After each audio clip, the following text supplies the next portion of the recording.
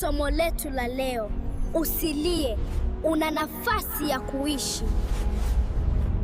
Wapo watu wengi wanalia kisa mapenzi, wengine kisa hawajapata msaada. Sikiliza, usilie, una nafasi ya kuishi.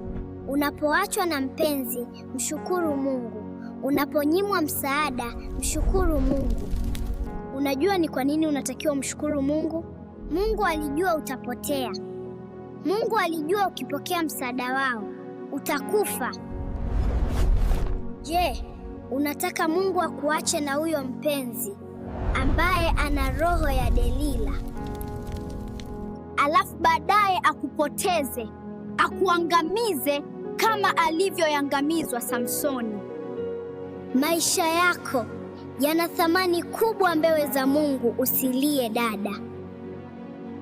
Mungu ni lazima awaondoe hao watu wanaosema wanakupenda, na ni lazima azuie misaada yao itakayokuangamiza kesho. Mungu anakuambia usilie, una nafasi ya kuishi mbele. Katika kitabu cha Ayubu sura ya 14 na mstari wa 7 inasema, kwani liko tumaini la mti, ya kuwa ukikatwa utachipuka tena.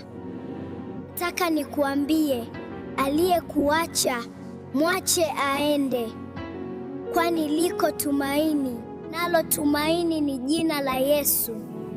Atakuinulia watu sahihi, atakuinulia mchumba sahihi, atakuinulia watu wa kukusaidia sahihi.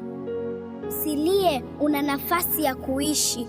Wewe ni wa thamani machoni pa Bwana. Hitimisho: kiatu cha kuazima si cha kwako. Inua moyo wako ili uzungumze naye. Tunakuomba usubscribe kwenye chaneli yetu.